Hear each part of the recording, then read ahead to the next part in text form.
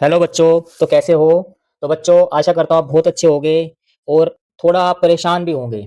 तो आज का ये वीडियो उन बच्चों के लिए है जो 13 अप्रैल को 6th का और 9th का एग्ज़ाम दे के आए हैं।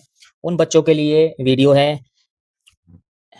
जैसा कि मैंने काफ़ी बच्चों से पूछा, तो सबका ये कहना है कि सर एग्ज़ाम बहुत हार्ड आया था और एग्ज़ाम आपका आउट ऑफ सिलेबस था।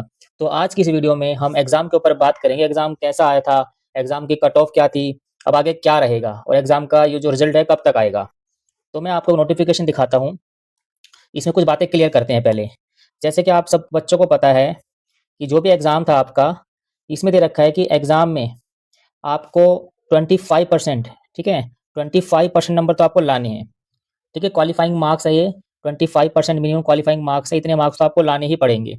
यानी एक हिसाब से ये समझ लीजिए कि अगर एग्ज़ाम 300 नंबर का है, 6th वालों के लिए जो एग्ज़ाम है 300 नंबर का है, तो इसका 25% कितना हो जाएगा? तो इसका 25% मार्क्स, ये तो आपको क्वालिफाइंग मार्क्स हो गए।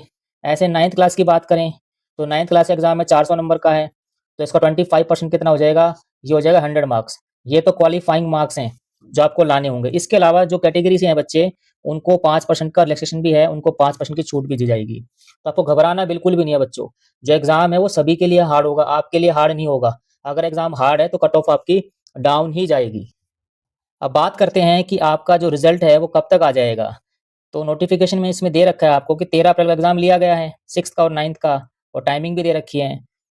ठीक है? और 11th का जो टेस्ट है वो आपका 7 मई को है। इसका रिज़ल्ट डिक्लेयर जो होगा 6th और 9th का, वो 30 अप्रैल तक आपका रिज़ल्ट आ जाएगा, 6th और 9th का।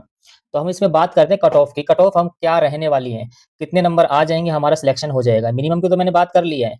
अब कट ऑफ की बात करते हैं कि मेन कितनी कट ऑफ इसमें रहने वाली है। यूट्यूब पर मैंने एक पोस्ट किया था, उसमें बच्चों से पूछा था कि एग्ज़ाम कैसा रहा? तो इसमें मेरे पास 30 ही बच्चों ने ये वोट किया है। तो आप लोग जिसने वोट नहीं किया है, ठीक है? इसने इस पोल में भाग नहीं लिया है, तो एमसीडी स्टार चैनल पे जाके इस पोल में भाग लें, ताकि हमें और क्लियर हो जाए कि आप लोगों का एग्ज़ाम कैसा हुआ है और कट ऑफ क्या रहने वाली है।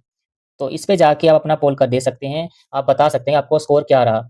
तो इन 30 बच्चों में से हमें जो दिख रहा है, तो मैक्सिमम बच्चों ने क्या दिया है, एग्ज़ाम बहुत मुश्किल था। तो बच्चों, एग्ज़ाम सभी के लिए मुश्किल था, बिल्कुल ना घबराएँ। जो बेसिक क्वेश्चन थे, जिस बच्चे ने वो सही कर दिए होंगे, तो सारे के सारे तो क्वेश्चन टफ नहीं होंगे, कुछ तो आपको आते होंगे। तो मैंने बताया था, अगर मैं दोबारा बता देता हूँ, 6th क्लास का तो हमें पता है कि 300 नंबर का पेपर था और आपको जो मिनिमम नंबर लाने थे, वो लाने थे 75। ये सभी के आ जाएँगे, इसी के बाद मेरिट बनेगी, घबराना बिल्कुल भी नहीं है। ऐसे 9th क्लास के लिए है, 9th क्लास का 400 नंबर का पेपर था, तो मिनिमम सबके 100 नंबर तो आ ही जाएँगे। इसके बाद कट ऑफ करनी है, और कट ऑफ कितनी बनेगी वो बता देता हूँ आपको। कट ऑफ के बारे में बात करें अगर 6th क्लास की, तो मेरा मानना ये है 6th क्लास में अगर पेपर ईज़ी आता तो कट ऑफ जाती आपकी 70% से लेकर 80% तक जाती, ठीक है? 80% तक जाती, और पेपर आपका 300 नंबर का था। पेपर आपका 300 नंबर का था, तो 300 का अगर मैं 70% निकालूँ, तो हमारा लगभग 210 आ जाएगा। 210 से इसका 80% निकालूँ, 240। ये तब था जब आपका पेपर ईज़ी आता, लेकिन पेपर आउट ऑफ सिलेबस बच्चे बता रहे हैं कि क्वेश्चन टफ आए थे, हमें जो पढ़े वो नहीं आए, ठीक है ना? अगर पेपर टफ आया है, तो मेरा मानना है कट ऑफ आपकी 55% से लेकर 60% तक रहेगी, ठीक है? अगर इसका 55% निकालूँ 300 का, तो हमारा निकलेगा, कितना निकलेगा, 2 ज़ीरो कट गई और ये 165 निकलेगा भाई। 165 से लेकर 180 नंबर तक 6 वाले बच्चों का नंबर आ सकता है, अगर पेपर वाक़ई में हार्ड आया है। और अपना इस चैनल पे जाके एमसीडी स्टार्स पे अपना वोट ज़रूर करें, पोस्ट में जाना है, पोल मिलेगा। आपको जो पेपर कैसा लगा उसे मुझे बताना, इससे कट ऑफ थोड़ा आइडिया लग जाएगा, कट ऑफ और वाक़ई में क्या जाने वाली है। अगर मैं बात करूँ 9th क्लास की, 9th क्लास के बारे में बात करें, तो 9th का जो पेपर था वो 400 नंबर का था। 400 नंबर का पेपर था, और 9th क्लास का अगर पेपर ईज़ी आता, ठीक है? अगर पेपर हमारा ईज़ी आता, तो हमारा जो वही कट ऑफ 70 से लेकर मैं 80% मान के चल रहा था। अगर जब ईज़ी आता, तो 400 का 70% करेंगे, हमारा कितना आएगा, लगभग 280 आ जाएगा, और 80% करेंगे तो हमारा 320। तो इतनी कट ऑफ में मान के चल रहा था कि 280 से 320, जब पेपर ईज़ी आता तो बच्चे का नंबर आराम से आ जाता। लेकिन इसमें पेपर आपका हार्ड आया है, तो वही मैं 55% से लेकर 60% तक के बच्चों का नंबर मान के चल रहा हूँ कि इसके बीच में नंबर आ जाएगा। अगर इसका हम निकालें 55-60%, तो इसका 55% निकालेंगे तो हम कितना बनेगा हमारा, ये हमारा 2 ज़ीरो कट जाएँगी, ये 20, ये 220 नंबर तो यहाँ बन जाएँगे। अगर 60 का निकालें तो 240 यहाँ बन जाएँगे।